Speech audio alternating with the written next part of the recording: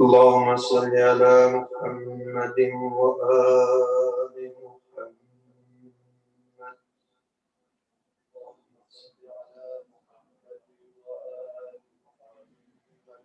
أعوذ بالله من الشيطان الرجيم. بسم الله الرحمن الرحيم. به نام خداوند بخشنده مهربان.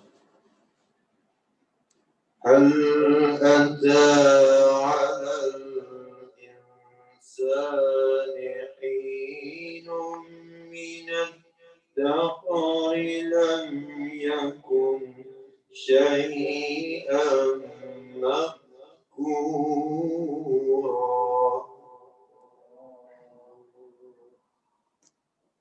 آیا این گونه نیست که زمان طولانی از روزگار بر انسان گذشت که چیز قابل ذکری نبود؟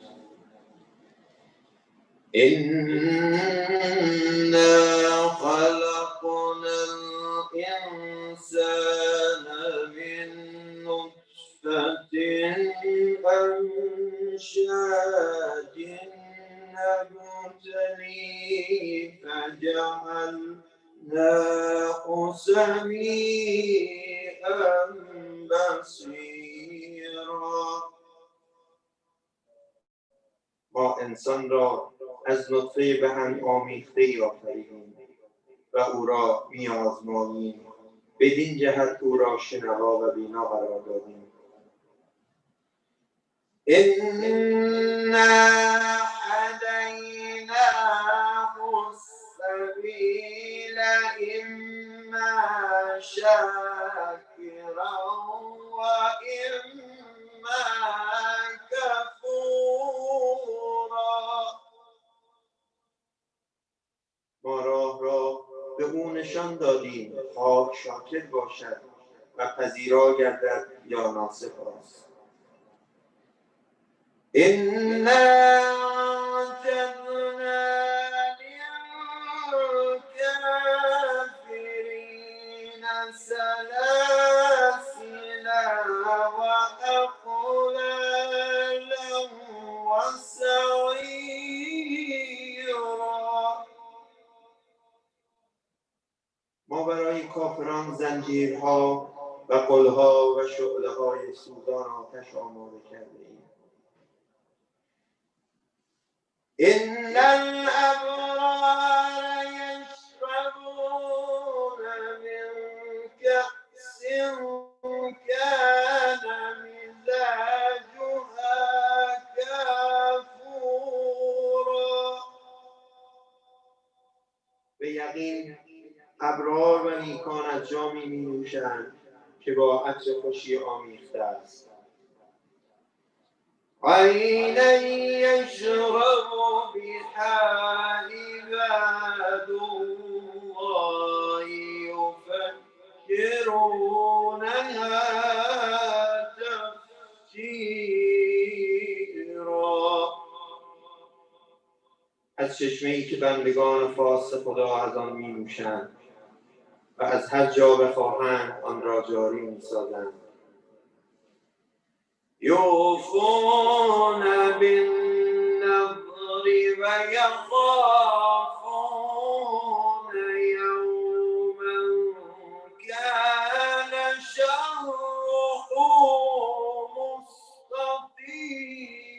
مستطیرا.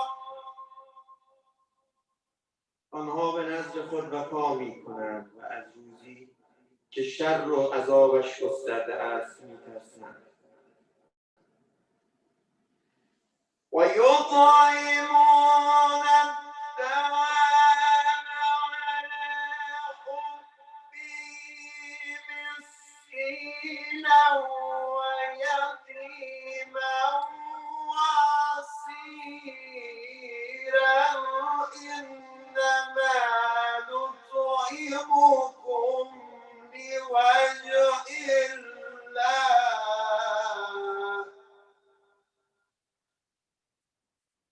و غذای خود را با این که به آن علاقه و نیاز دارند به مستمند و یتیم و اسیر اطعام می‌کنند و میگویند ما شما را به خاطر خدا اطعام می‌کنیم و هیچ پاداش و سپاسی از شما نمی‌خواهیم. و یطعمون الطعام علی حبه مسکینا و یتیما و اسیرا انما نطعمکم لوجه الله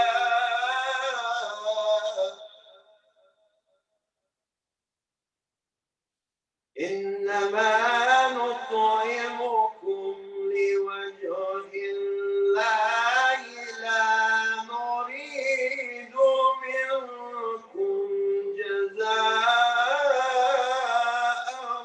ولا شكورا.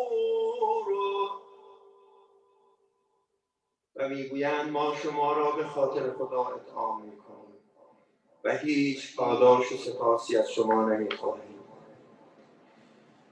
إنا نخاف من ربنا يوما عبوسا قمطريرا.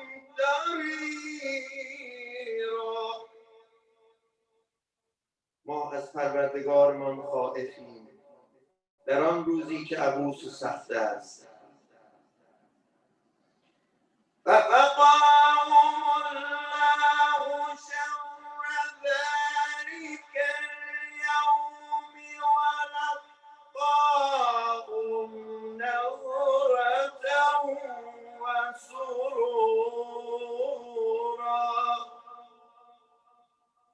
به خاطر این عقیده و عمل خداوند آنان را از شر آن روز نگه می‌دارد و از آنها استقبال می‌کند در حالی که شادمان و مسرورند. و جزاهم بما صبروا جنة و حریرا. و در برابر صبرشان بهشت و لباسهای حریر بهشتی را به آنها پاداش می‌دهد. و جزاهم بما صبروا جنة و حریرا. صدق الله العلی العظیم. سلام الله.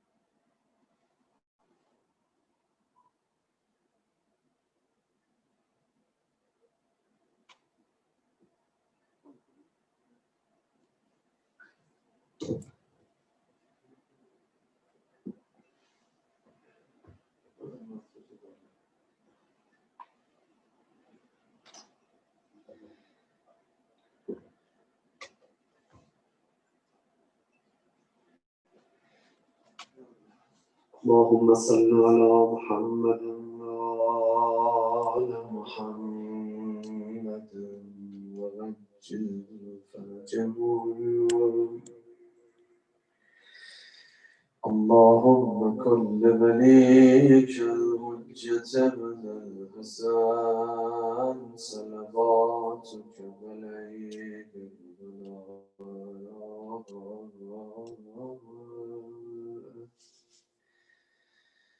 في هذه الساعة وفي كل ساعة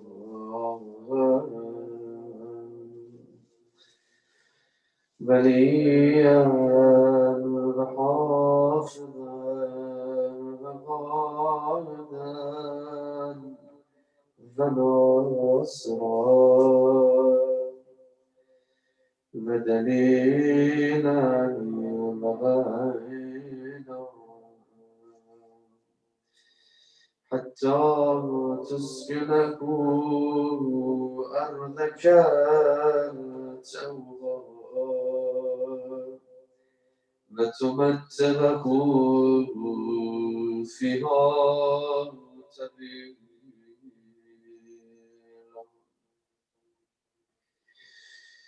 أعوذ بالله من الشيطان الرجيم.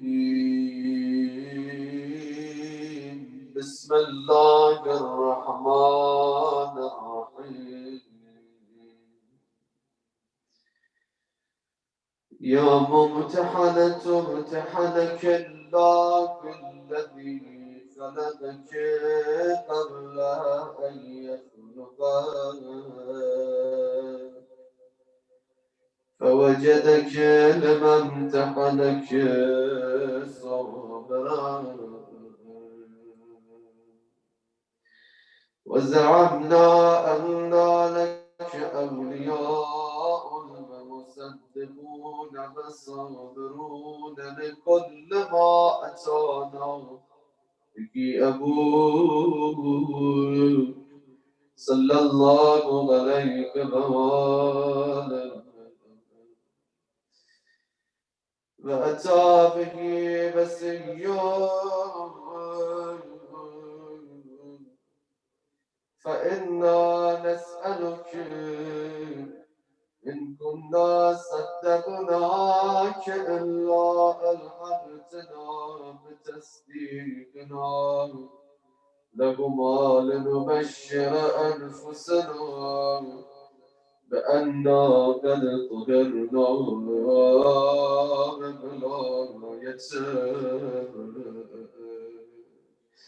السلام عليك يا بنت رسول الله. السلام عليك يا بنت نبي الله. السلام عليك يا بنت حبيب الله. السلام عليك يا بنت خليل الله. السلام عليك يا بنت سفي الله. السلام عليك يا بنت أمين الله. السلام عليك يا بنت خير البرية يا بنت خير خلق الله.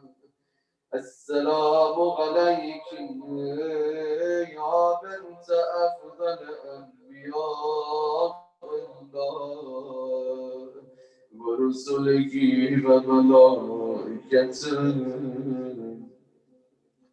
السلام عليك يا بنت خير البرية. السلام عليك يا سيدة نساء العالمين من الأولين والآخرين. السلام عليك السلام عليك يا زوجة ولي الله وخير الخلق بعد رسول الله. السلام عليك يا أم الحسن والحسين سيدي شباب أهل الجنة. السلام عليك أيتها الصديقة الشهيدة. السلام عليك أيتها النبية المرضية. السلام عليك أيتها الفاضلة الزكية. السلام عليك أيتها الحمراء الأنسية. السلام عليك أيتها التقية النبية. السلام عليك أيتها المحدثة الغنيمة. السلام عليك أيتها المظلومة المغصوبة. السلام عليك أيتها المضطهدة المغرورة. السلام عليك يا فاطمة بنت رسول الله ورحمة الله وبركاته. صلى الله عليك وعلى روحك وبدنك. أشهد أنك مضيت على بينة من ربك وأن من سرك فقد سر رسول الله صلى الله عليه وآله. ومن جفاك فقد جفا رسول الله صلى الله عليه وآله. ومن آذاك فقد آذى رسول الله صلى الله عليه وآله. ومن وسلك فقد وسل رسول الله صلى الله عليه وآله. ومن قطعك فقد قطع رسول الله صلى الله عليه وآله. لأنك بضعة منك وروحه الذي بين جنبك. أشهد الله ورسله وملائكته أني راض عمن رضيت ساخط على من سخطت عليه متبرئ ممن تبرأت به موالا لمن والاه مغادا لمن غادا مبغض لمن أبغى محب لمن أحبى. وكفى بالله شهيدا وحسيبا وجازيا ومسيبا.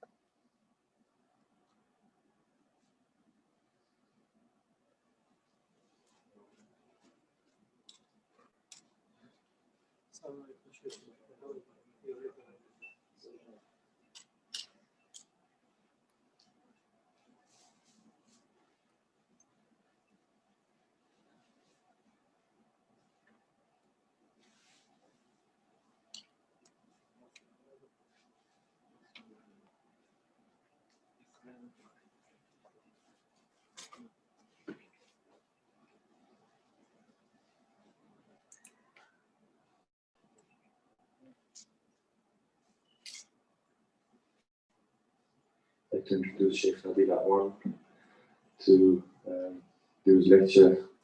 You have allowed Salawat Muhammad wa Muhammad.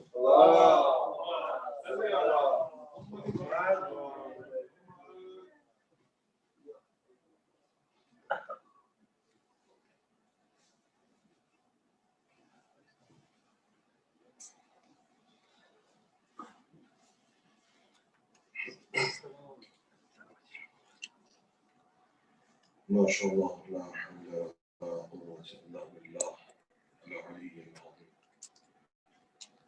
حسبنا الله ونعم الوكيل نعم المولى ونعم النصير ربي اشرح لي صدري ويسر لي امري واحلل عقدة من لساني يفقه قولي أعوذ بالله من الشيطان اللعين الرجيم بسم الله الرحمن الرحيم الحمد لله الذي جعل الحمد مفتاحا لذكره وسببا للمزيد من فضله ودليلا على آلائه وعظمته ثم الصلاة والسلام والتحية والإكرام على النبي الأمي المكي المدني الهاشمي الذي سمي في السماوات بأحمد وفي الأرضين بأبي القاسم محمد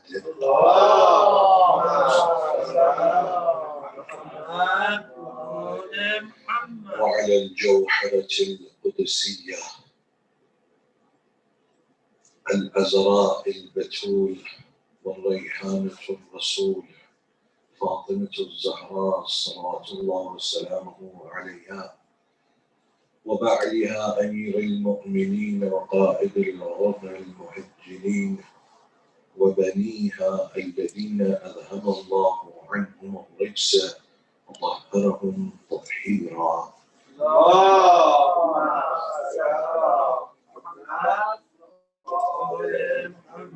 ورحمة الله على محبيهم ومواليهم وشيعتهم أجمعين ولعنة الله على أعدائهم ملعونين. أما بعد, for the happiness of Hazrat Zahra Marzia, for the enlightenment of the graves of Yom al-Mumin, of the graves of the Shuhada, Ulama, and Siddiqeen, for the safety of the followers of Ahl al-Bayt around the world, and for the safety and the hastening of the reappearance of Hazrat Baqiyatullah al-A'zam, Arwahun al-Fida, please recite your loudest salawat.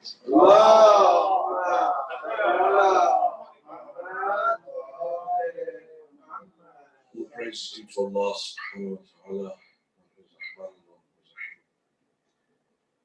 We've reached our last lecture in this series, and before I go any further, it's important that I thank all of you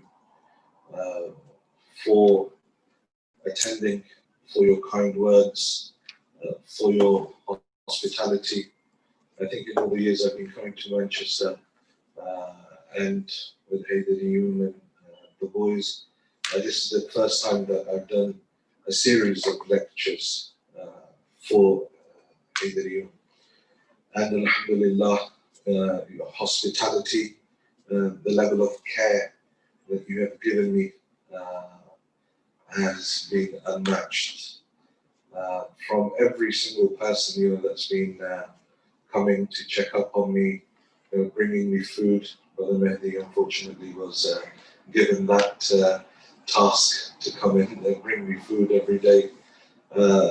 Hussein Sheikh, Ali Majidi, Ahmed, everyone who's been checking up on me, seeing if everything is going well, it truly is appreciated.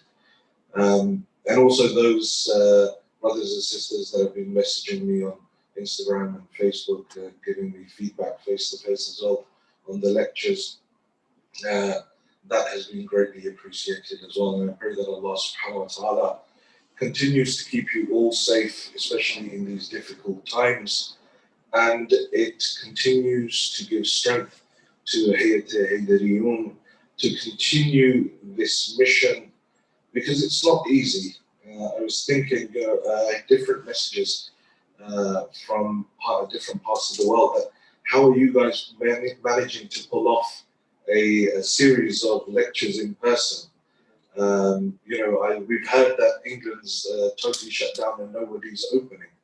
And people were very impressed with how it was set out, how it was run, and I myself have been very impressed with how you guys have managed to pull this off. I don't think there's anyone as thankful as I am that there's actually a crowd in front of me when I'm reciting. So may Allah subhanahu wa ta'ala bless you and bless your ikhlas.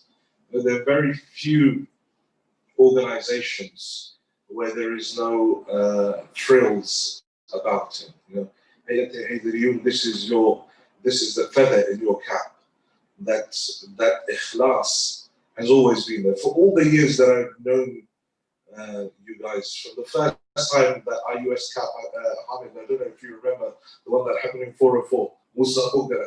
From that time, so I don't know how it's almost 10 years ago, more, if not, yeah. So from that time, you know, we've known each other. Being obviously we've lost not lost, but a key member of ours has moved on. Mohammed Majidi, probably not watching online, but you know, inshallah the message will reach him. If not, we'll send him a message later. His presence is always missed every time we get together and every time I come to Manchester.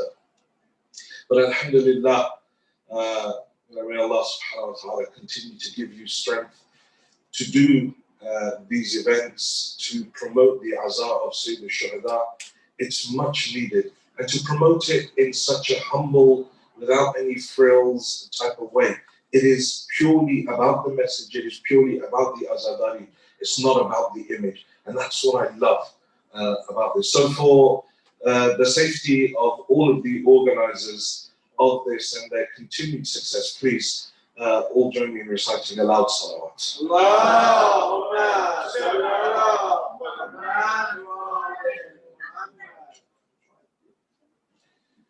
So over the last 3 nights, we have been running under this topic of understand that you cannot understand Fatima. And we've looked at various aspects. Why is it that she was named Fatima? Fatima, she was removed, separated from certain things, anil khalq, from the people. She was not of human beings. Zahra Hawra al-Insiya. You know, she was removed anil shar, away from all evil. Nothing but khair came from her. وإنما سميت فاطمة لأن الخلق فطموا عن معرفتها. That she has been named Fatima because mankind cannot understand her. They've been deprived of being able to understand her. And hopefully these lectures have given us a perspective on who this lady is. You know, we have so many different types of tawassul towards her. There are certain a'mal where we do tawassul towards Hazrat Zahra because this is one of the most powerful things a person can do in the most difficult times within their lives is ask her to ask Allah subhanahu wa ta'ala. Because her position with Allah subhanahu wa ta'ala, as we said on the Day of Judgment, is something that is absolutely unique. But at the same time that she held that maqam, that position, the people never understood her. And ultimately it led to her oppression. But along the way, you know, there are certain gems that she left us that came to us, be it in the form of Dua al-Nur, be it in the form of the various supplications that she has brought, has given, the advices, the ahadith, and the magnum opus of her life, arguably, is that khutbah fadakiyah. The khutbah where she goes out in order to defend the wilayat of Amir al-Mu'mineen. And I said yesterday that in these times of uncertainty, yesterday I got a call from a group of sisters, and they were asking a number of questions, and the common theme in that, the conclusion was that we're living in a time which is so uncertain. You know, before 10 years ago, if you had said that there will come a time where haqq and batil, you won't be able to define between haqq and batil. You said, no, obviously we know Yazid is Yazid, Hussein is Hussein. It would have been very easy. But now, haqq and batil have become merged. There's so much gray that it's difficult to navigate which side is haqq, which side is batil. Who do I believe? There's so much information being thrown around, so many rumors, so many WhatsApp messages, so many Facebook posts, tweets and screenshots and all of this, that now haqq and batil have become so muddied that we don't know which side is haqq and which side is batil. And that period, if you can say, in the history of Islam, was there any period that was like this? It would be the period post the death of Rasulullah and the death of Hazrat Zahra. That period is a period of extreme confusion. The waters of haqq and batil, the borders of haqq and batil have become blurred. For us, in hindsight, looking back, we're like, yes, well, it's clear. Amir al-Mu'mineen was on haqq. But when you look at the history and you realize, wait, hold on a second, there were people that were staunch followers of Amir al-Mu'mineen, that were the ashab of the Prophet, that were good during the time of the Prophet. They weren't from amongst the munafiqeen. But yet, where are they at the funeral of the Prophet? Where are they for the defense of Ghadir? Where are they defending the wilayah, other than a few of the companions, people like Abu Dhar and Salman, and the vast majority of companions were confused. They're like, on one side these guys, and on one side these are, the majority is here, he's not rising. It was a time where haqq and batil wasn't defined. People, the average man, I'm not talking about those that had ma'rifah. They knew where haqq and where batil was. The average person that didn't have the depth of knowledge was thinking, where is haqq and where is batil? We here now live in a time of where haqq and batil again is being blurred. It's becoming difficult to differentiate. Do I watch the movie or do I not watch the movie? Yeah. Well, it's a movie, but he made it. Haqq and batil, all of these things that are popping around right now, this is that's what's going on. Because it's undefined, we don't know. Yes, he's a good speaker, but he has this view. Is he on haqq, is he on batil? We can't define it. But khutbah fadakiyah defines haqq and batil. It shows who are the enemies of Allah and who are those that stand with the cause of Allah subhanahu wa ta'ala. I'm going to give you 5 points from khutbah fadakiyah where Hazrat Zahra is addressing the usurpers of her time. And remember, when khutbah fadakiyah is given, the whole way, I mean, I've mentioned it a couple of times, lasat khimaraha, they come, they tell her that your fadak has been taken. This is, bearing in mind that the house of Sayyidah has already been burnt, has been attacked. A couple of days later, they come and tell her that they have sent home the servants that worked in Fadak, and they have usurped the land of Fadak. لاثت خمارها على رأسها واشتملت بجلبابها. She wrapped her khimar around her head. She covered herself with her khimar, surrounded herself with the near ones and the ladies from her tribe and her family.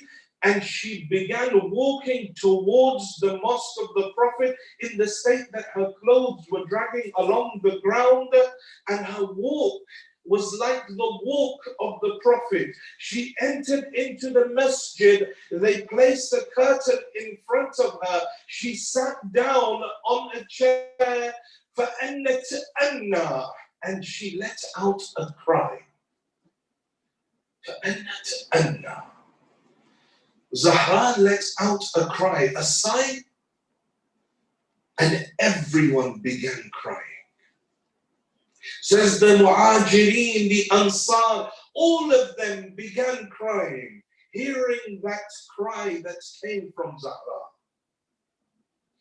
And when they all fell silent, she began to speak.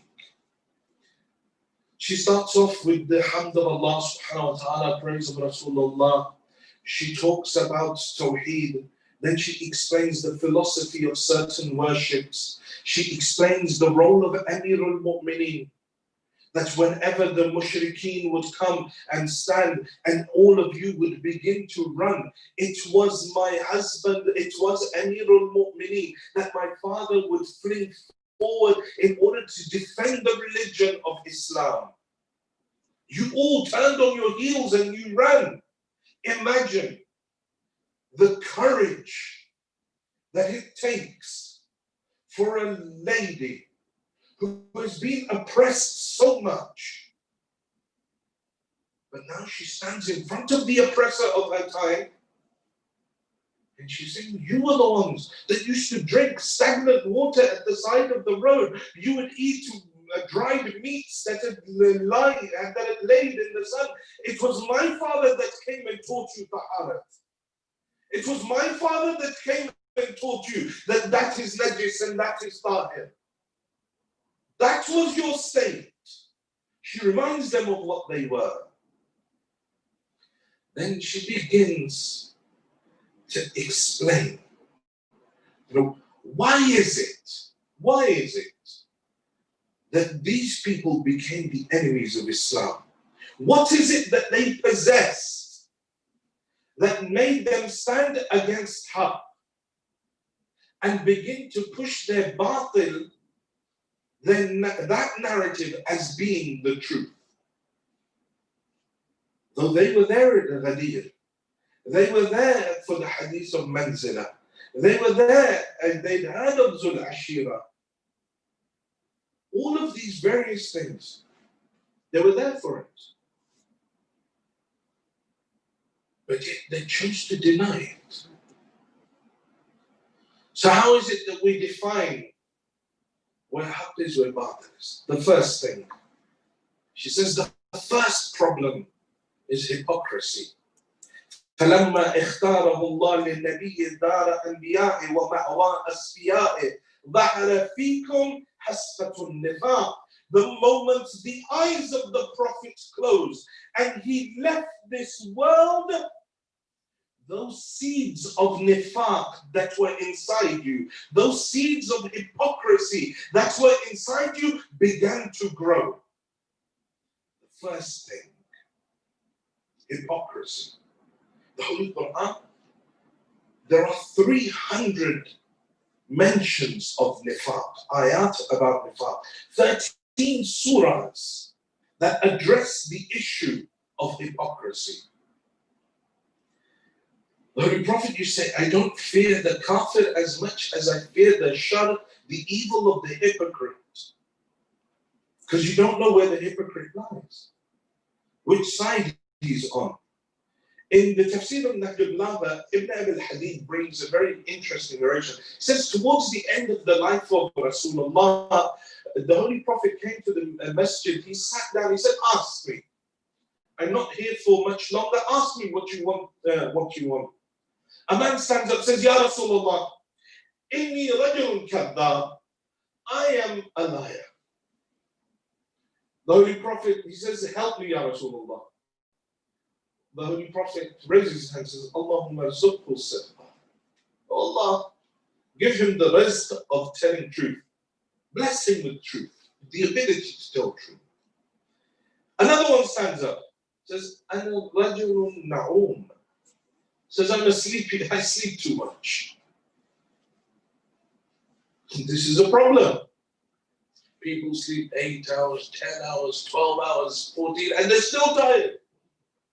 We're so dependent on sleep. We've become so obsessed with sleep that most of our life passes in sleeping. What's wrong with you? I didn't get my full 10 hours last night. Oh, 10 hours. Even 8 hours. Now, right now, if you want to look at narrations, you want to look at psychological research on circadian rhythms, 6 hours is optimum. But the human body can be trained to work with less.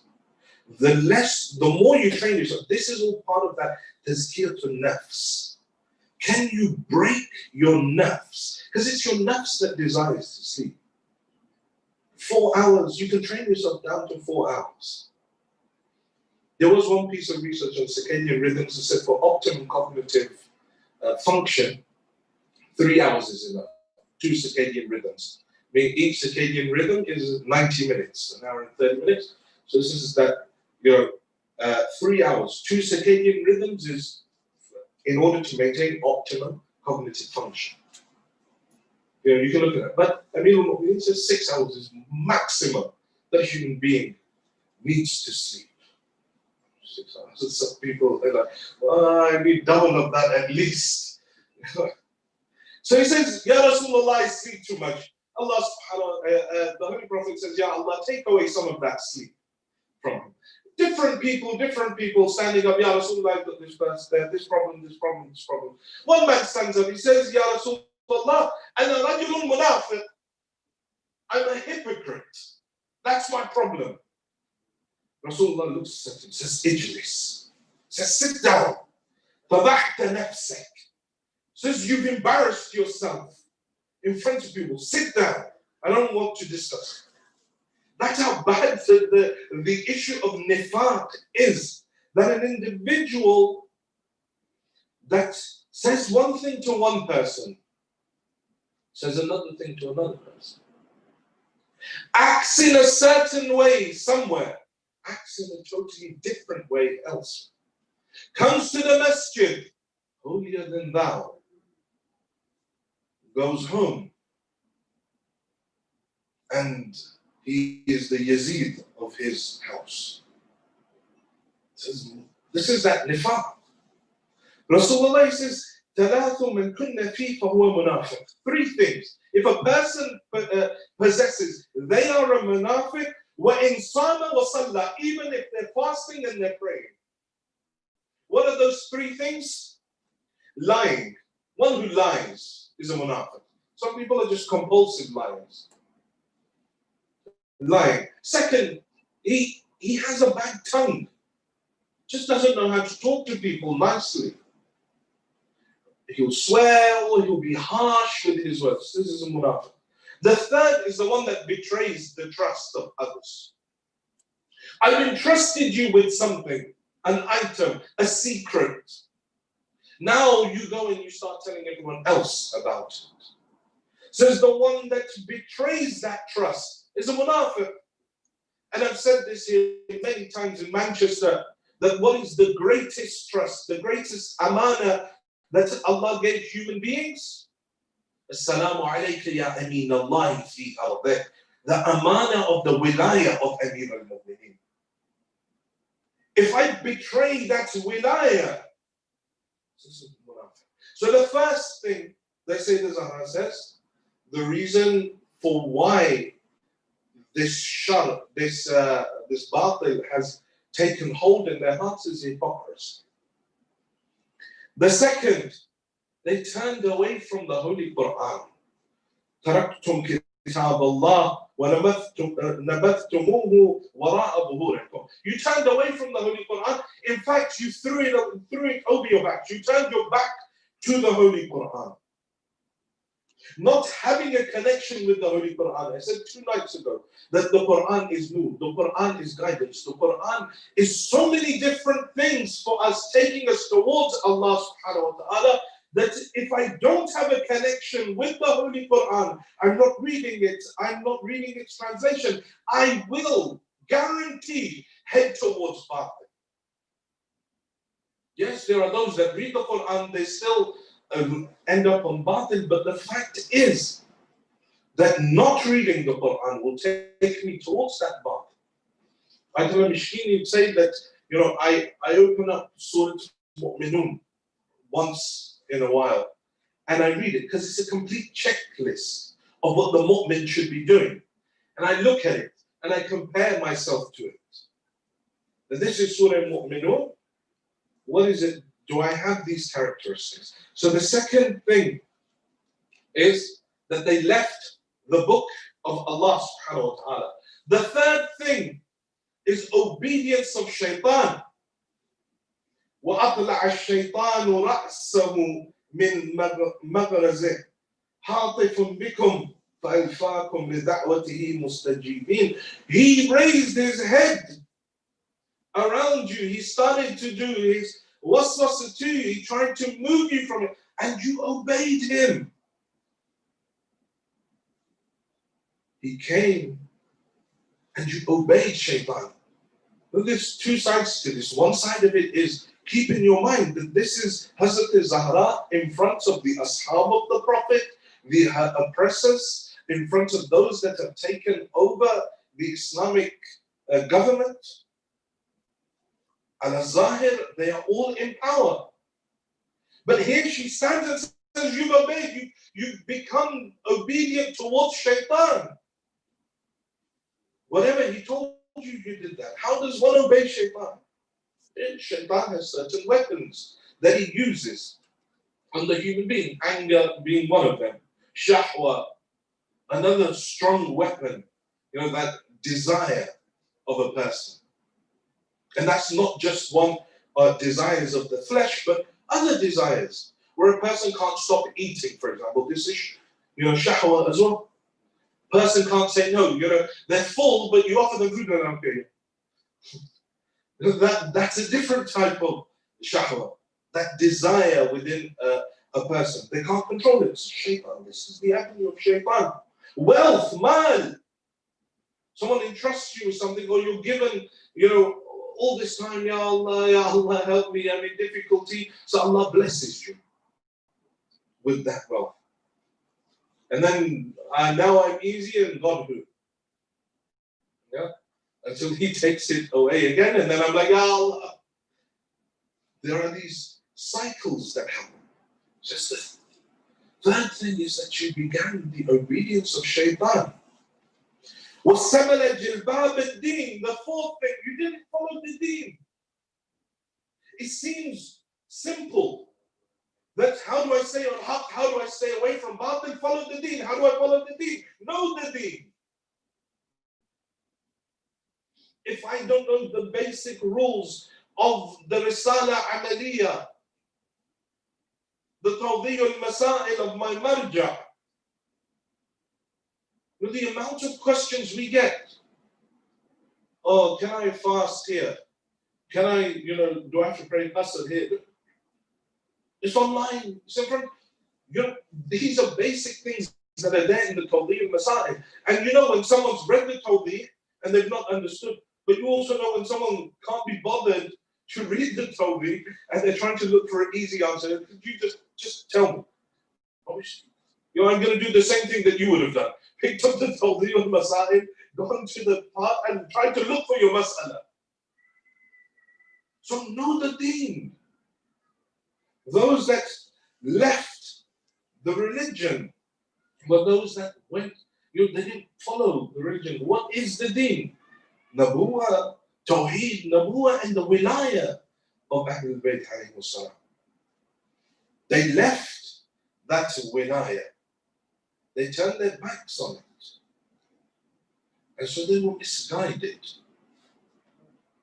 In order to save myself in this time of confusion, I have to double up on my reading of the religion. The basics of it. The aqaid. Forget all this fanciful stuff, the philosophy and the irfan and this ilm and that. That will come. But first of all, understand taharat and najasat. Understand, young parents, if your kid pees somewhere, it's not good enough just to wipe it with a cloth. You got to wash it, make it tahir. So many people do that. Oh, yeah, it's only a child's pee, it's okay. No, it's najis. And we do this constantly. And we're still praying and we're doing all of that. We don't realize that everything is batil. Everything is batil.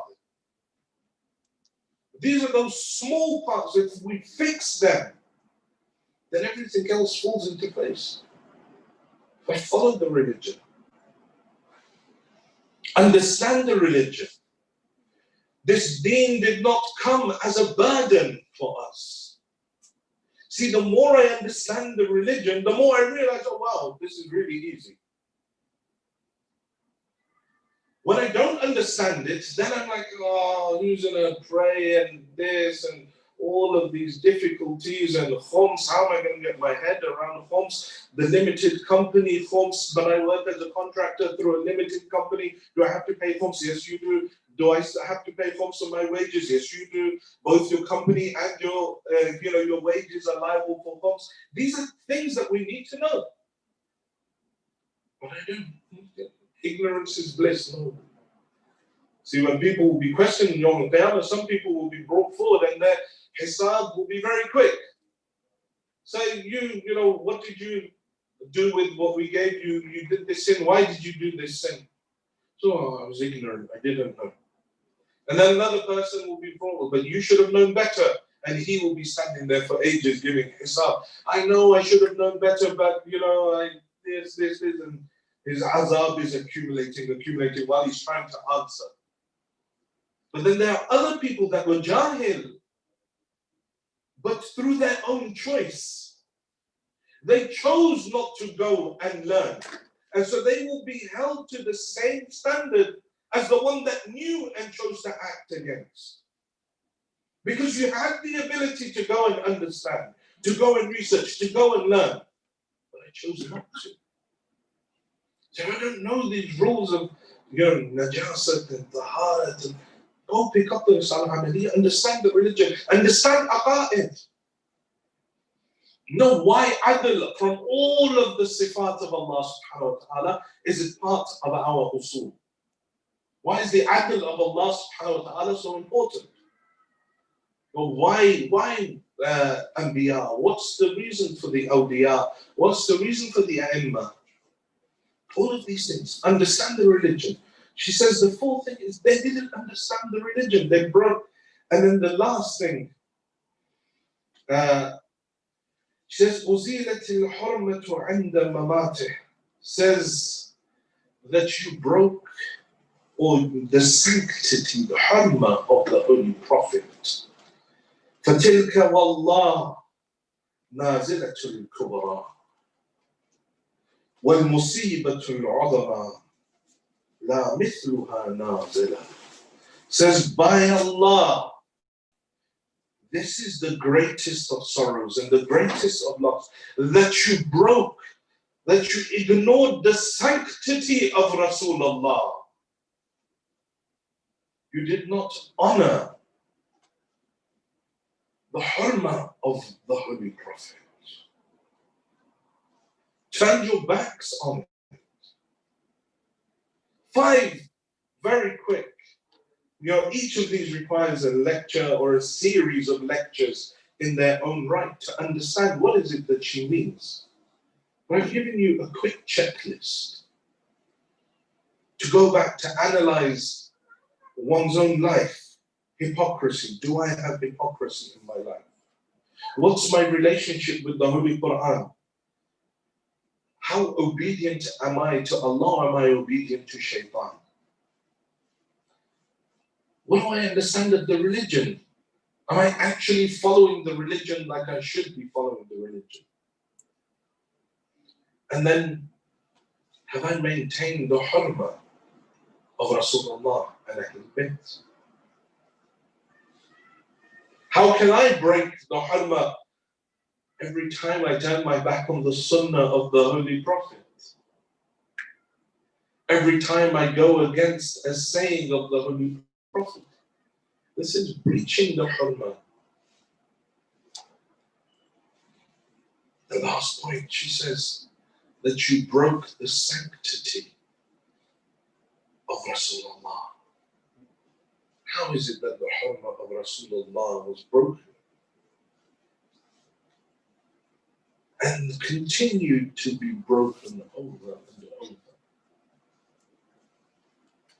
The moment they came and broke the sanctity of the door of Zahra with firewood,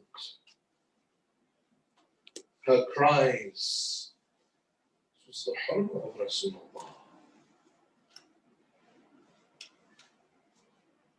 They tied ropes around the neck of Amir al-Mu'mineen. This is the haram of Rasulullah.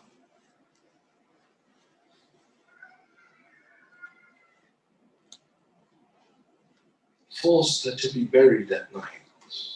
Given ghusl at night, kafan at night. But the oppression on Ali Muhammad didn't stop there. Because it continued. Till they turned against the Amir al-Mu'mineen. Till they poisoned Imam al-Hassan. Till they fired arrows into the body of Imam al-Hassan. When she is saying that this by Allah is the greatest sorrow, that you did not respect the honor, the sanctity of Rasulullah. Ahlul Bayt are that honor. They are that sanctity. And this is why on Yawm al-Qiyamah she will come. My Lord, I want to see. I want these people to see my true maqam on this day. أريد أن يعرف قدري في هذا اليوم. My Lord, adjudicate between me and the killers of my son. Zahra on Yawm al-Qiyamah will turn towards Karbala.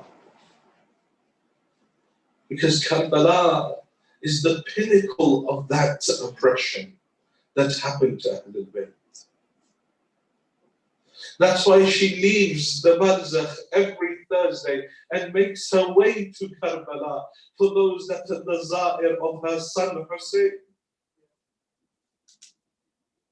They say, Yawm al-Qiyamah, Zahra will stand, she will say, Ya Allah, I want you to show me what is it that happened to my son Hussein. And they say that they will begin to show her what took place in Karbala. And they will begin, and it will reach the part where the head of Abi Abdullah was severed from his body.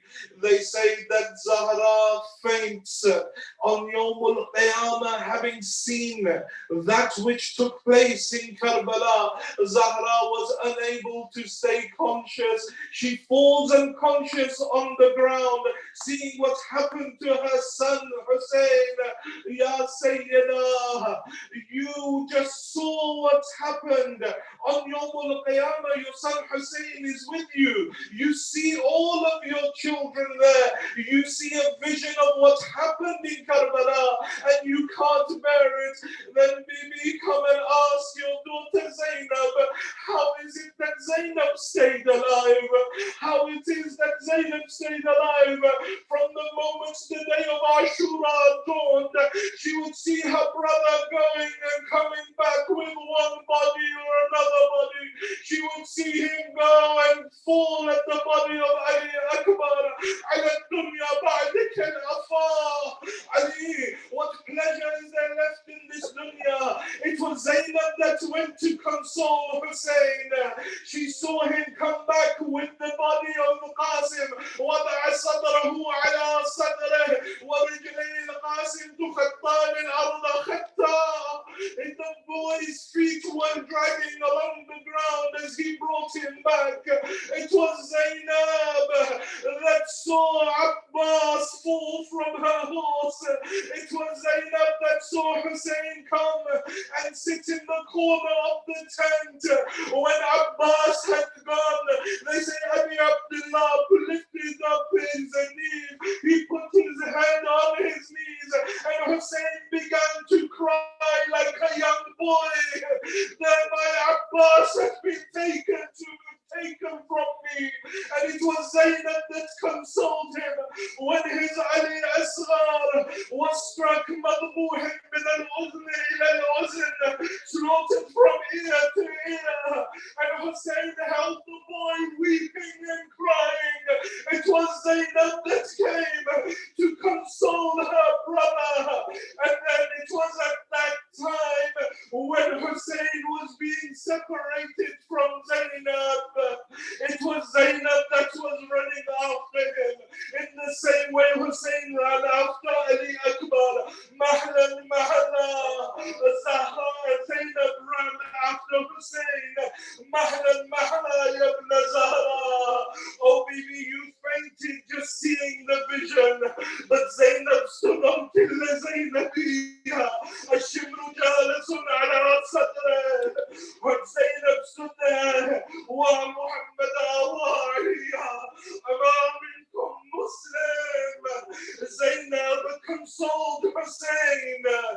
Zainab consoled Hussein, but there was no one to console Zainab. She runs to the body of her brother. Anta Husseini, are you my Hussein? Are you the apple of my eyes? The body of Hussein cut to pieces. Jaya Jadda, Salli alayka malaikatu sama, wa hadha Husainuka murammel bid-dima. Oh my grandfather, the malaika of heavens would send salam upon you, but here lies your Hussein, covered in his own blood, muqatta'ul a'dha, his body cut to pieces, maslubul amamati wal rida, his amama and his clothing stolen from his body, wabanatuk as-sabaya, and your daughters are being taken prisoner. They say Zainab threw herself on her brother, crying, weeping. Who will console Zainab? There was no one to console Zainab. There was no one to offer condolences to Zainab. There was only Shimmer and the whips of Shimmer.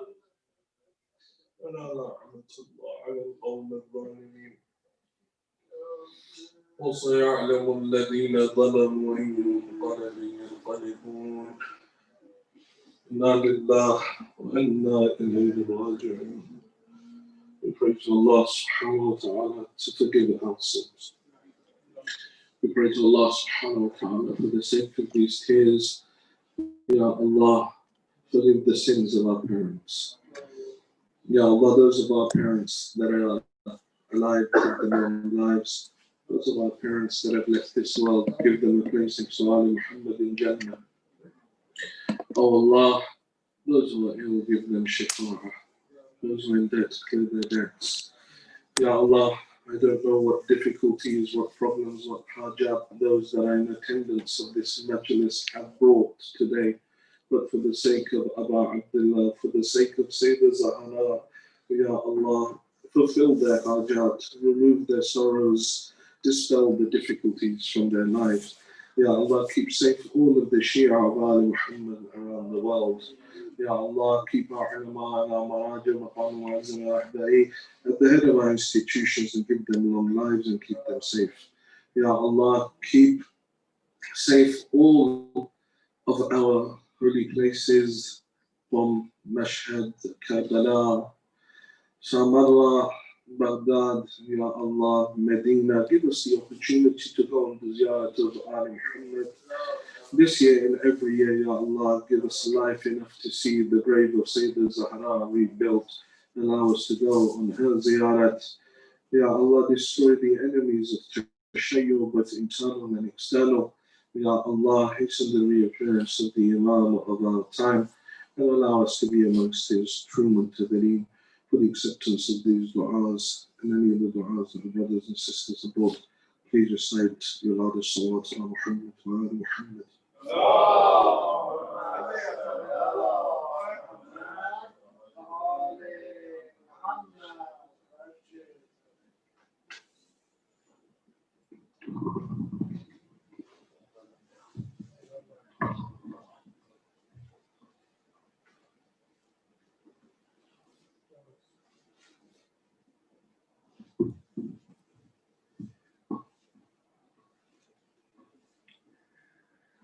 اللهم صل على فاطمة وأبيها وبعلها وبنيها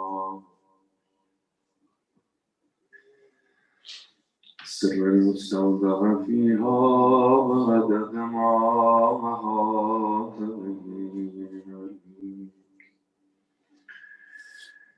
يا رب الحسين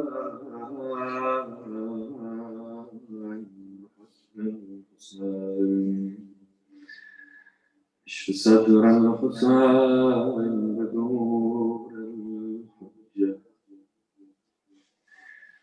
يا رب الحجة حق الحجة اشف صدر الحجة بدور الحجة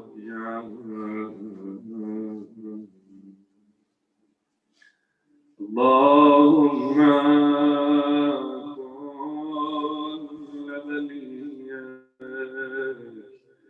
الحجة ابن الحسن صلواتك عليه وعلى في هذه الساعة وفي كل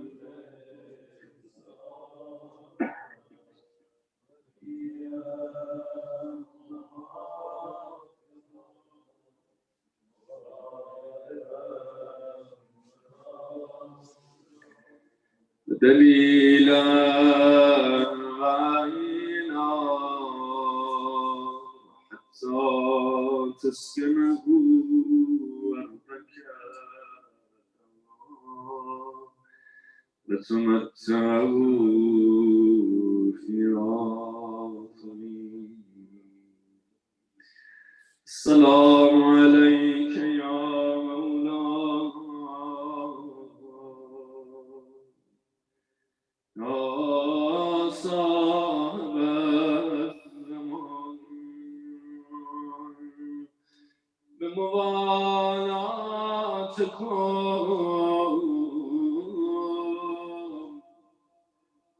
علمنا الله معالم ديننا وأسلم ما كان فسد من دنيانا.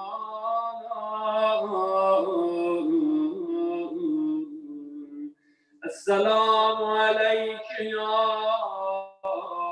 بنت رسول الله جز داغ تو هیچ کس مرا پیر نکرده است. زهرای من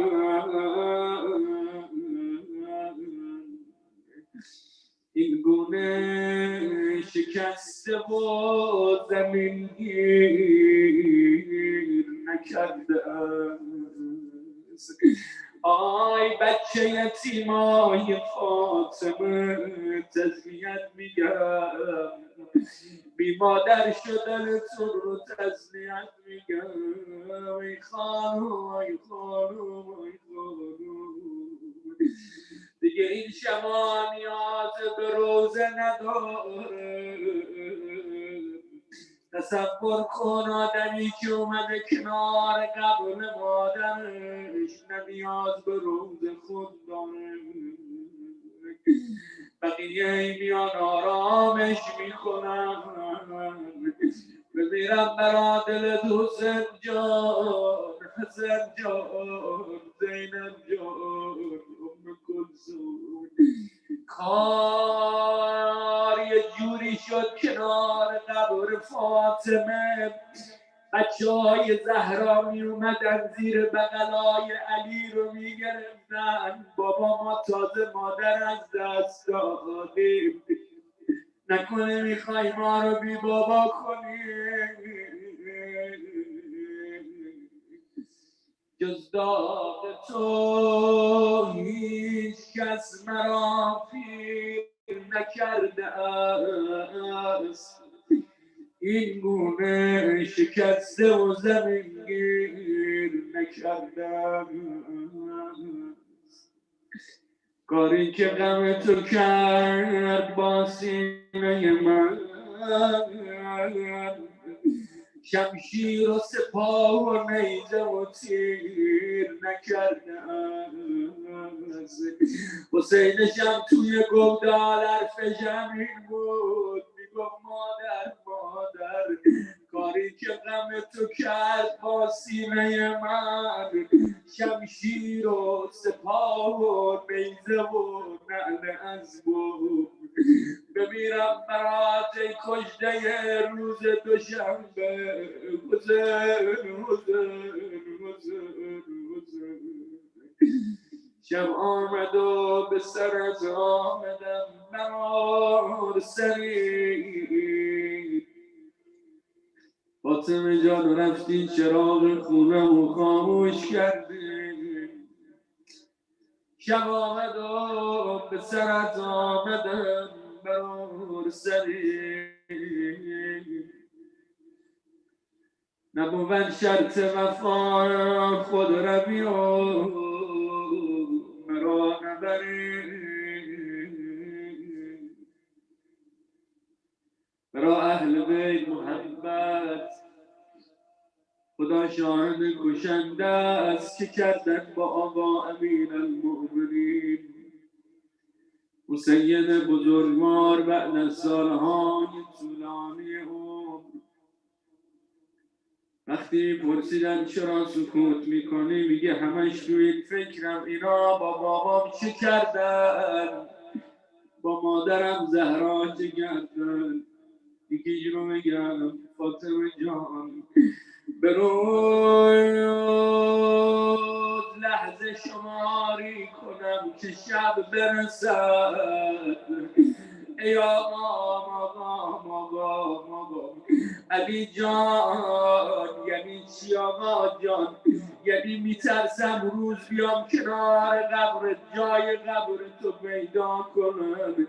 فاطمه جان اینا خیلی بی حیان، من نمیدونم شاید آقا امیرالمؤمنین اون روزی رو میدید که اسباشون رو لجام زدن بر بدن حسین فاطمه.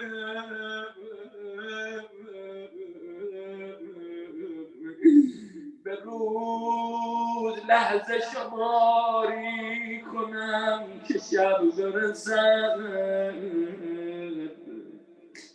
کنون که شب شده ای کاش نبودم سحری. میگن در دمای غروب بود که به شهادت رسید. امیرالمؤمنین به بچه ها فرمود دیگه آرام گریه کنین مبادا کسی بفهمه. فاطمه وصیت کرده قبرش مخفی باشه. عمار نقل میکنه میگه رفتم پیش امیرالمؤمنین گفتم آقا جان قضیه چیه؟ یه وقتایی شما رو میبینم آرومی گوشه نشستیم، ولی بعضی وقتا میبینم صدای زجت بلند میشه. آقا جان شما مرد جنگی، فاتح خیبری، شما فارس الحجازی، ای پهلوان عرب زجه میزنید. فرمود یا عمار فلما ودعتها علی المغتسل. آخ فاطمه از من رو میگرفت. فلما ودعتها علی المغتسل تختی رو گذاشتم بدن مبارک فاطمه رو روی تخت گذاشتم اومدم غسل بدم.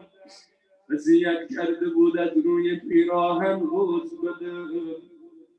من شروع کردم به غسل فاطمه. وجدت دلها مکسورا. اما دستمون استخوان شکسته رسید. ببینم برا همین بود فاطمه بلند بلند نفس میکشید، زود از نفس میافتاد، ولی اون موقع نتونستم راحت گریه کنم، گرچه سر به دیوار گذاشت. آقا این بچه ها آستین به دهان بابا رو نگاه میکنن مگه چه خبره. حالا شب شد میخوان بدن فاطمه رو تجریح کنن. بعضی قاتل نوشتن 7 نفر بودن. ببینم مثل دیشبی امیرالمؤمنین خودش بدن فاطمه رو برد در خاک بذار. قبر رو کرد داخل قبر رفت. گل یازده رو برد داخل قبر. بعضی روایت ها میگن همچین که علی خواست بدن رو داخل قبر بذاره 2 دست همچون دستان پیغمبر پدیدار شد. زهرا شد تحویل گرفت. دخترم خوش آمدی، جای تو در دنیا نبود. این مکالمه بین پیغمبر و فاطمه رو برات بخونم و عرض روزن باشه. بی وجود تو صفا در گلشن عقبا نبود. جان بابا بارها مرگ از خدا کردم طلب، بی تو جز خون جگر در دیده زهرا نبود. آخ زهرای من دخترم، وقتی که من دست علی دادم تو را، جای 5 انگشت سیلی بر رخت پیدا نبود. زهرای من با تو چه کردم؟ اینقدر پیغمبر سفارش کرد، گفت هوای دخترم رو داشته باشید. جان بابا نقش این سیلی گواهی میدهد، از علی مظلوم تر مردی در این دنیا نبود. دخترم وقتی که بر ماه رخت سیلی زدن، هرچه میپرسم بگو آیا علی آنجا نبود؟ جان بابا بود اما دستهایش بسته بود. چاره ای جز صبر بین دشمنان نورا نبود. زهرا جان یه سوال دیگه ازت دارم بابا. دخترم آیا حسینم دید مادر را زدم؟ شاهد این صحنه غم بود زینب یا نبود؟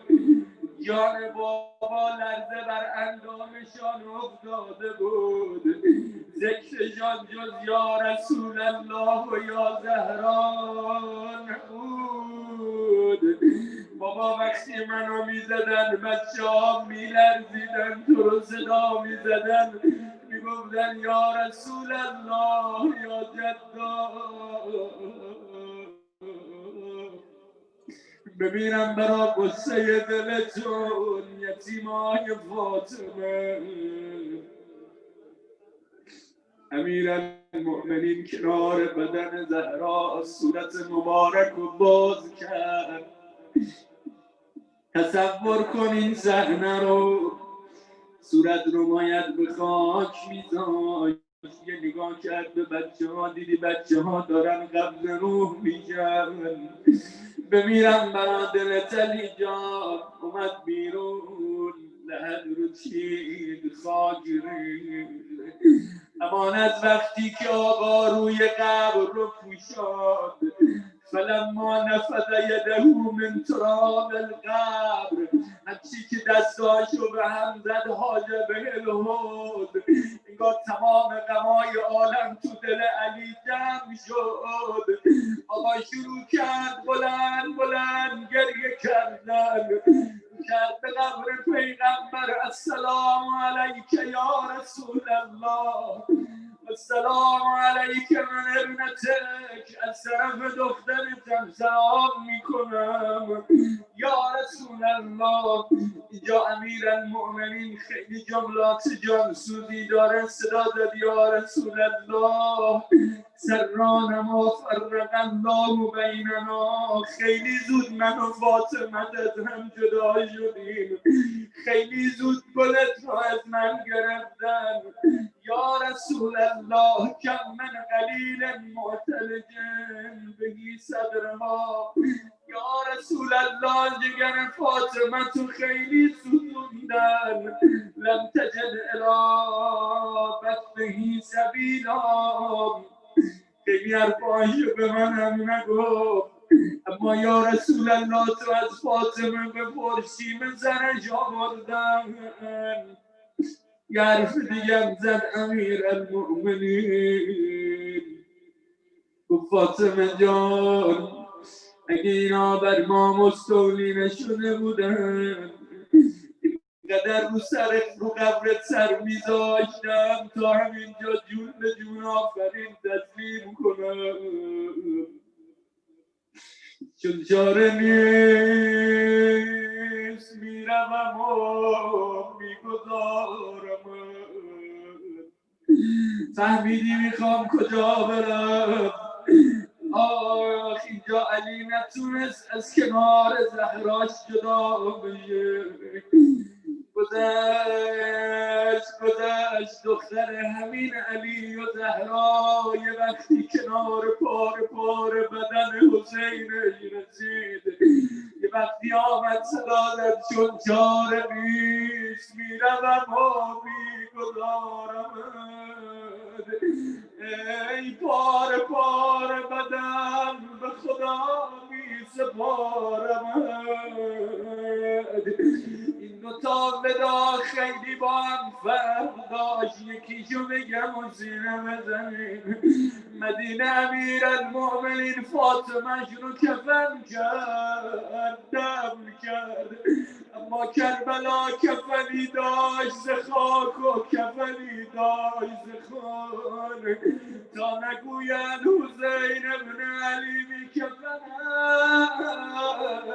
است. استخوانی اگر از سینه او باقی ماند، آن هم از ضرب سمع است شکن در شکن است. ای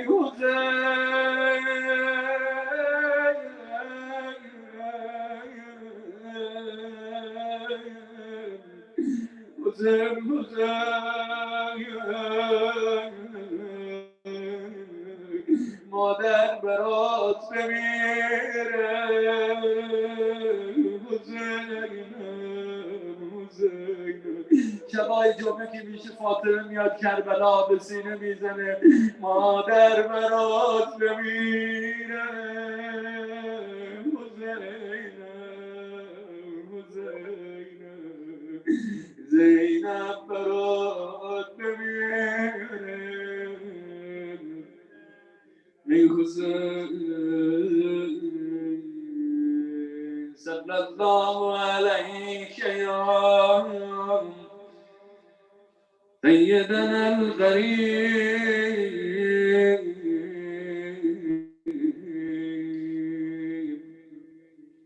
یا مظلوم یا ابا عبدالله سيعلم الذين ظلموا أي منقلب ينقلبون.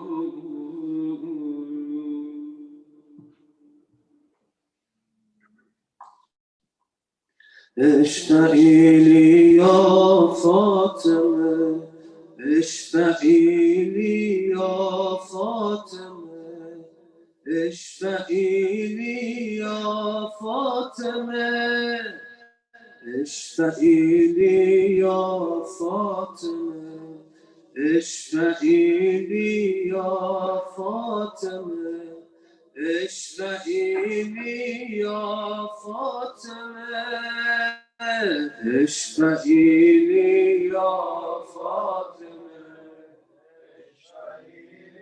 يا فاطمة، اشتعيلي يا فاطمة، اشتعيلي يا فاطمة، اشتعيلي يا فاطمة، اشتعيلي يا فاطمة، اشتعيلي يا فاطمة، اشتعيلي يا فاطمة، اشتعيلي يا فاطمة، اشتعيلي يا فاطمة، اشتعيلي يا فاطمة، اشتعيلي يا فاطمة، اشتعيلي يا فاطمة، اشتعيلي يا فاطمة، اشتعيلي يا فاطمة، اشتعيلي يا فاطمة،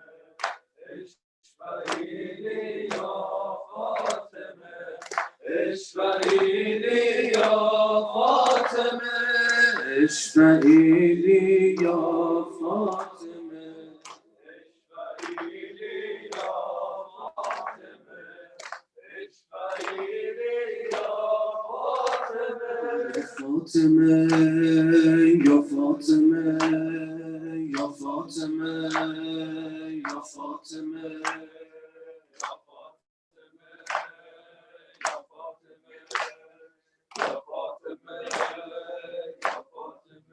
همه ما ممنون توییم عاشقیم و مجنون توییم تا به ابد مدیون توییم گریه کن و دلخون توییم محزون توییم تو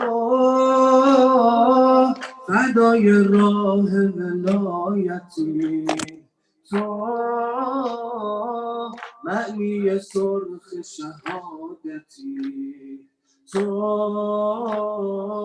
صاحب روز قیامتی یا فاطمه یا فاطمه فاطمه فاطمه یا فاطمه فاطمه فاطمه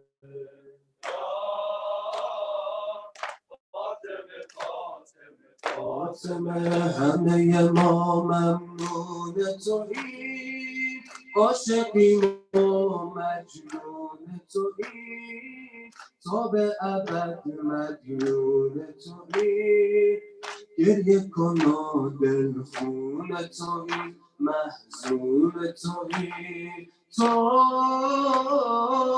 فدای راه ولایتی تو معنی سرخ شهادتی تو صاحب روز قیامتی یا فاطمه یا فاطمه فاطمه فاطمه یا فاطمه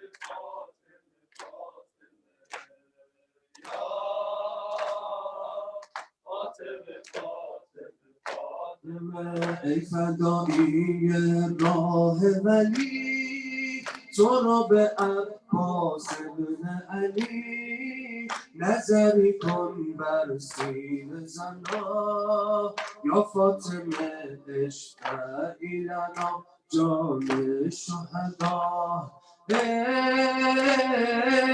خورشید آسمون بلا دل میکشه پر به بال دعا تا که برسه به ایوم طلا در کربلا کربلا کربلا کربلا کربلا کربلا کربلا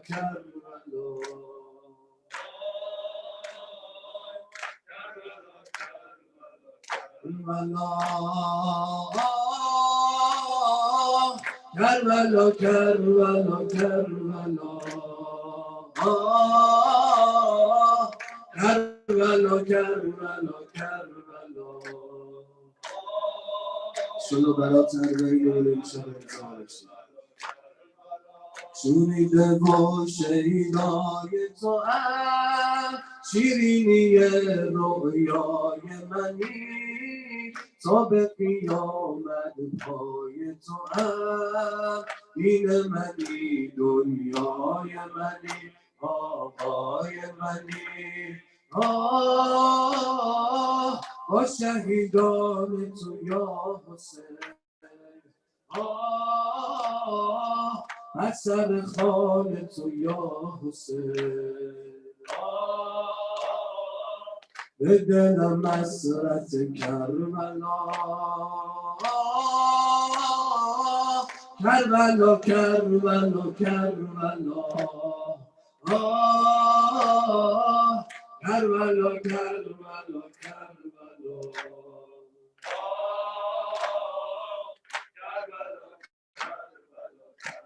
کربلا فانی در ذات احدی جان ابو فاضل مددی عاشق عشق ناب تو صاحب من ارباب منی آقای منی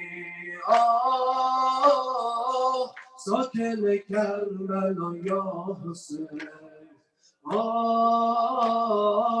خاک کویت شفا یا حسین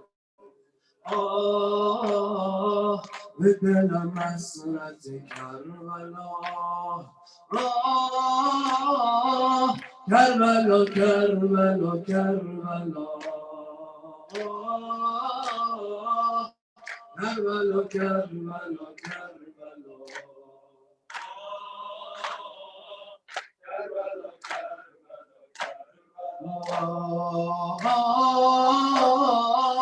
کربلا کربلا کربلا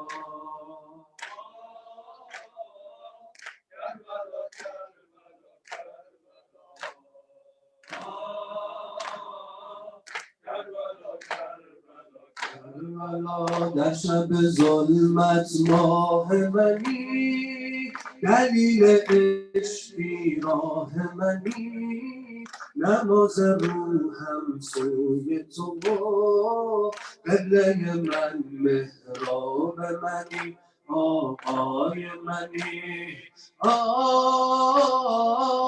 آینه خدا یا حسین شهید سرجدا یا حسین دلیل عزت کربلا کربلا کربلا کربلا کربلا کربلا کربلا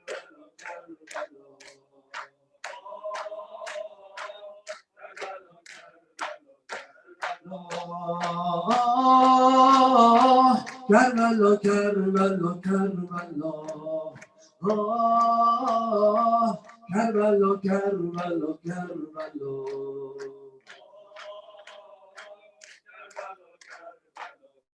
کربلا هر که دارد هوس کرب و بلا بسم الله السلام علیک یا ابا عبدالله Hussein, Hussein, Hussein, Hussein, Hussein, Hussein, Hussein, Hussein, Hussein, Hussein, Hussein, Hussein, Hussein.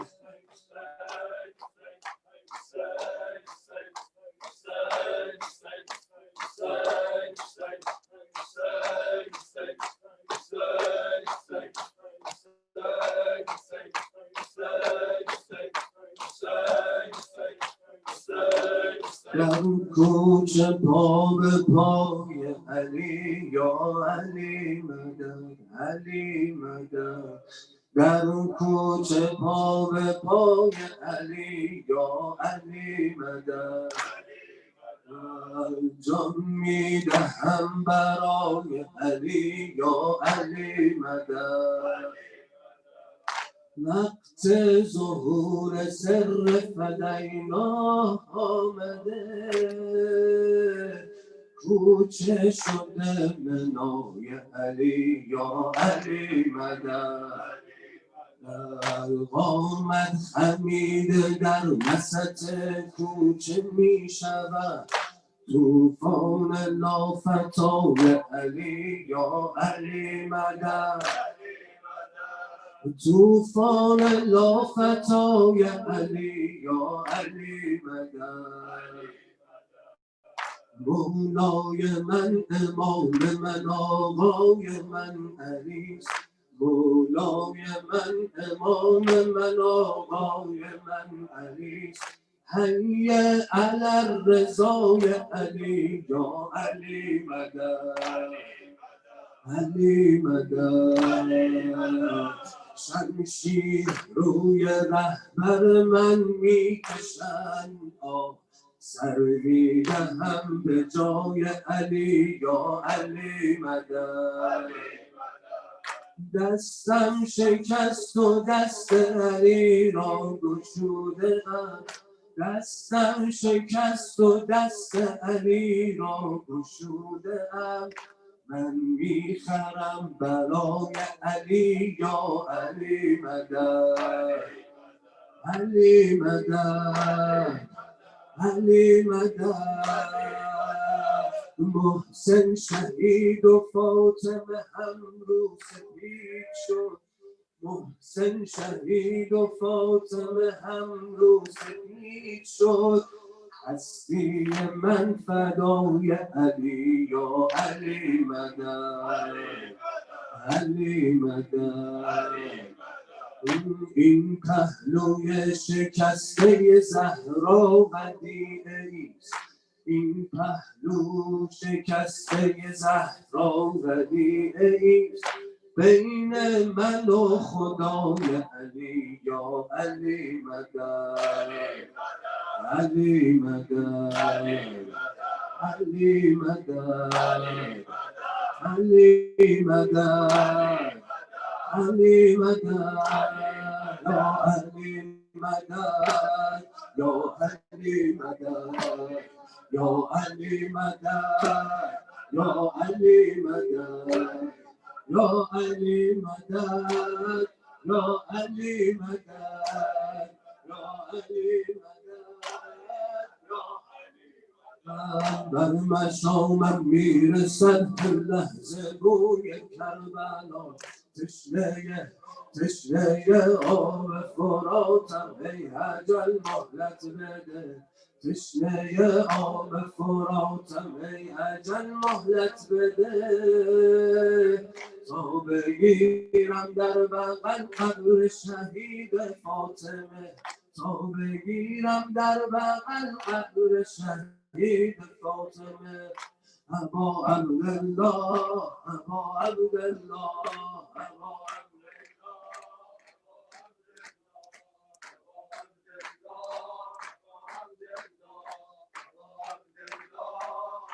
عبدالله، ابا عبدالله، ابا عبدالله، ابا عبدالله، ابا عبدالله، ابا عبدالله.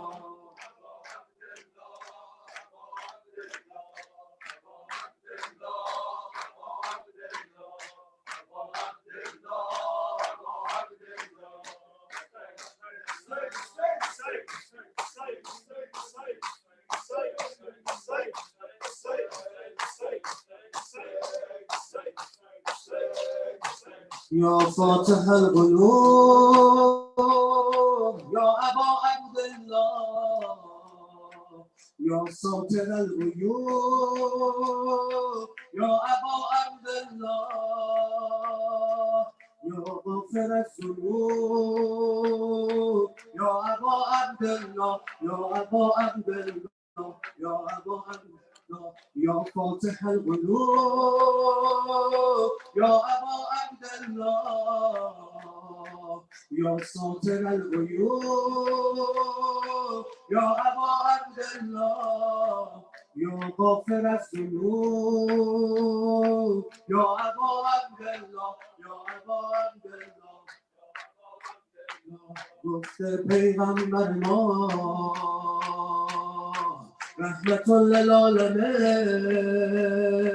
گفته پیغمبر ما رحمت للعالمین، و صلی الله علیه باکینا علی الحسین، تا که اشکام میریزه میدونم منو میبینی، دوستم داری میای رو به رو بابا میشینی، همه دوری روی قلب من میکنه سنگینی، حسین جانم، حسین جانم، جانم جانم، حسین جانم، حسین جانم، جانم جانم، حسین جانم، حسین جانم، جانم جانم، حسین جانم، حسین جانم، جانم جانم، حسین جانم، جانم جانم، حسین جانم.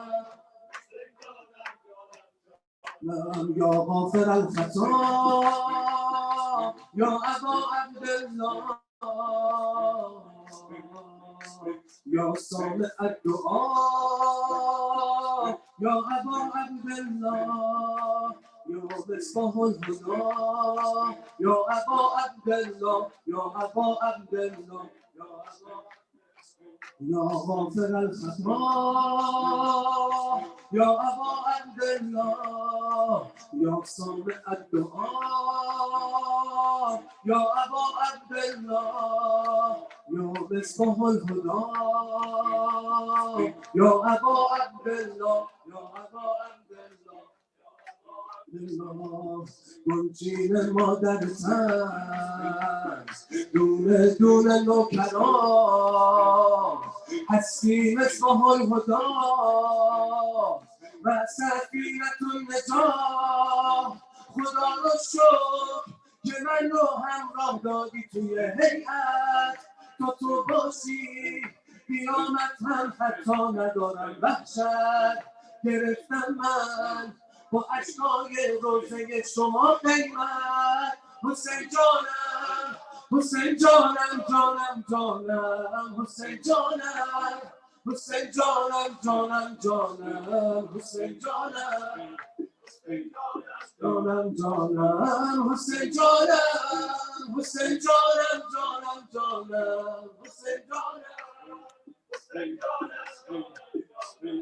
حسین جانم حسین جانم جانم جانم با یک نفس تمام جهنم شود بهش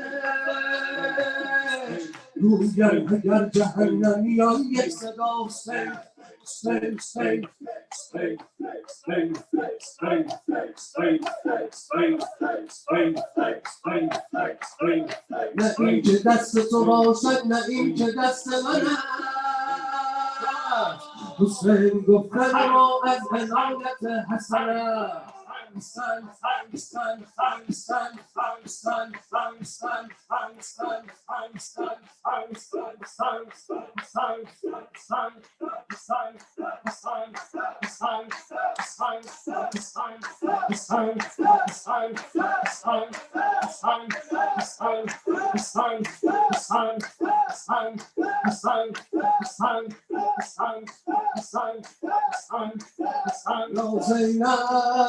یا زینب یا زینب یا زینب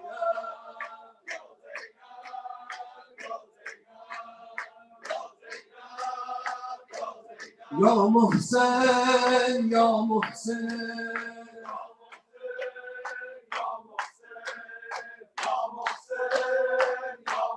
یا کلثوم یا کلثوم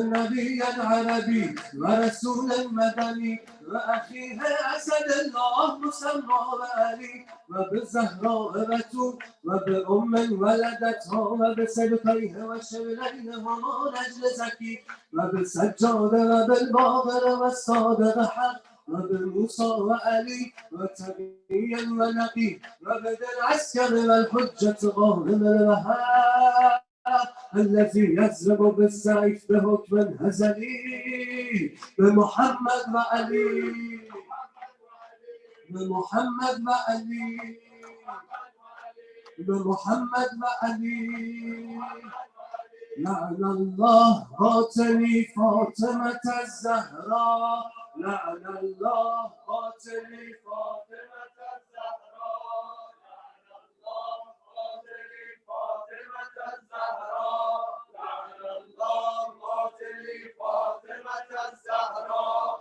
لعن الله قاتلي فاطمة الزهراء أين المنتقم أين المنتقم أين المنتقم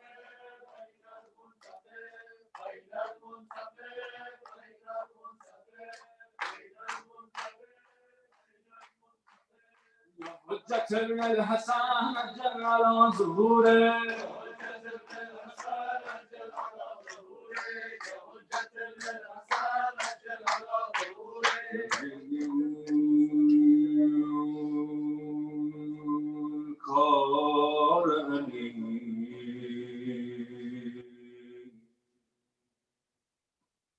بعد فاطمه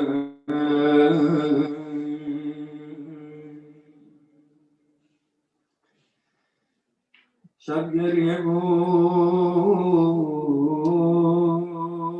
کار علی بعد فاطمه شاه است رازدار علی بعد فاطمه لالایی شبانه در گوش نخل هاست آوای گستدار علی بعد فاطمه روزی 1000 بار در آن کوچه جان سپرد آن کوچه شد مزار علی بعد فاطمه هر خمیر المؤمنین از کوچه رد می شد یاد جنایات اونا نجیبا می افتاد آن کوچه شد مزار علی بعد فاطمه لبریز خوشه صبر است بعد از این دستاس روزگار علی بعد فاطمه هر بار بیقرار شده زینب آمده هر بار بیقرار شده زینب آمده زینب شده قرار علی بعد فاطمه آخه زهرا کاشفن کرد وجه علی بود یعنی غم و غصه از صورت علی می بود خانم بمیرم علی جان بعد زهرا خیلی تنها شدی اونقدر امیر المؤمنین تنها شد دیگه سر به چاه می برد و درد و دل می کرد شب آخر مجلس ما اسم از کاشف‌الکرب بردم یه کاشف‌الکرب میگم سراغ دارم عاقبت لشکری از تیر گرفتارش کرد به یاد علمدار رهبرمون حاج قاسم سلیمانی چقدر تو این 1 سال به ما سخت گذشت هر وقت عکس تو میدیدیم انگار داغ دلمون تازه میشد حاج قاسم فیض ببرن همه شهدای مدافع برن عاقبت لشکری از تیر گرفتارش کرد به زمین خوردن در علقمه وادارش کرد اولین مرتبهش بود نشد برخیزد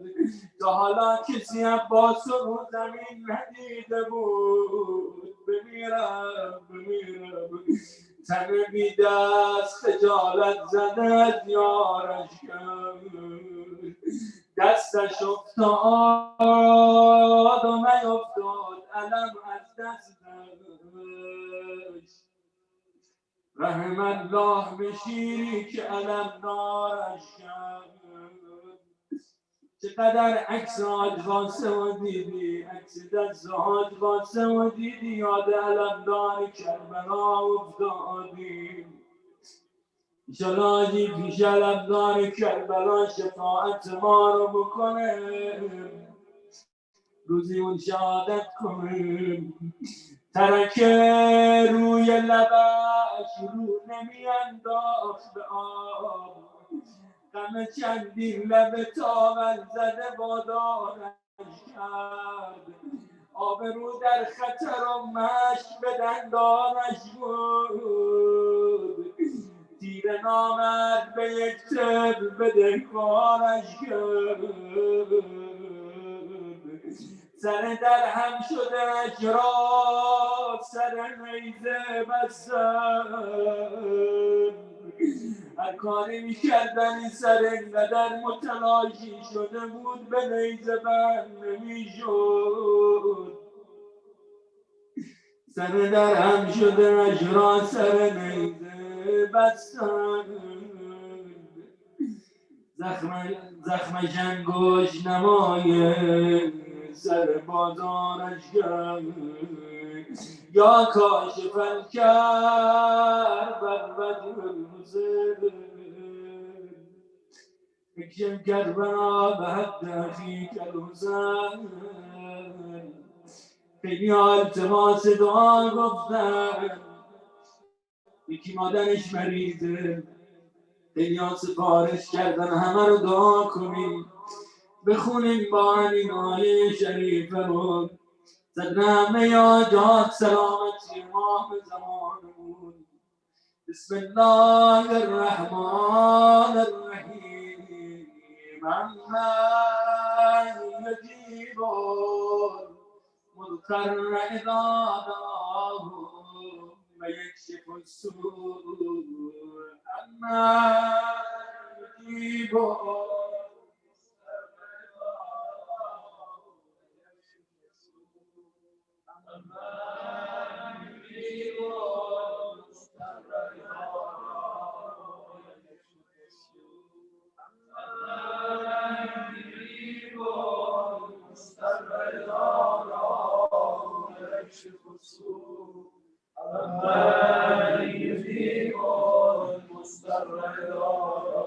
اسمك العظيم الأعظم العز الأجل الأكرم لفاطمة وأبيها وبعلها وبنيها والسر المستودع فيها. يا الله يا الله يا الله يا الله يا الله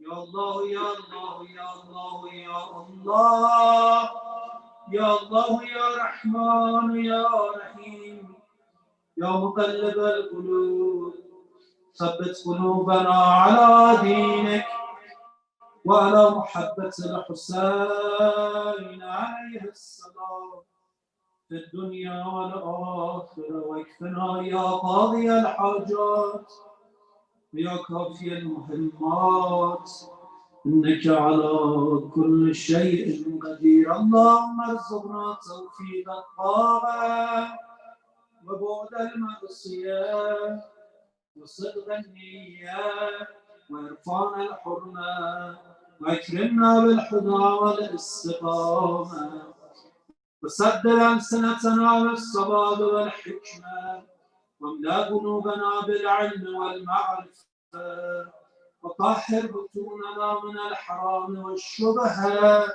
واكفف أيدينا عن الظلم والسرقة واغضض أبصارنا عن الفجور والخيانة واسدد أسماءنا عن اللغو والغيبة وتفضل على علمائنا بالزهد والنصيحة وعلى المتعلمين بالجهد والرغبة وعلى المستمعين بالاتباع والموعظة وعلى مرضى المسلمين بالشفاء والراحة وعلى موتاهم بالرأفة والرحمة وعلى مشايخنا بالوقار والسكينة وعلى الشباب بالإنابة والتوبة وعلى النساء بالحياء والعفة وعلى الأغنياء بالتواضع والسخاء وعلى الفقراء بالصبر والقناعة وعلى الغزاة بالنصر والغلبة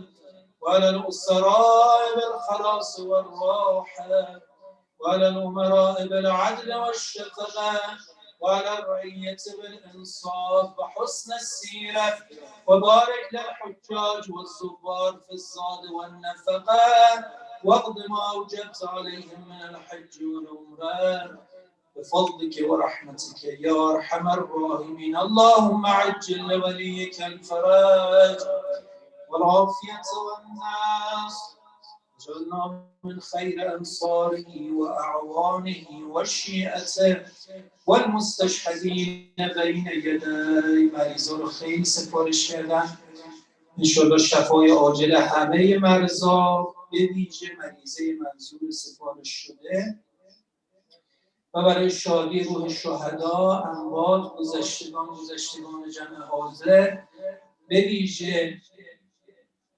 شهدای مدافع حرم و سید الشهدای حاج قاسم سلیمانی و ابو مهدی المهندس و همه همراهانشون بخوانیم. رحم الله من قرأ الفاتحه مع الاخلاص قبله الصلوات.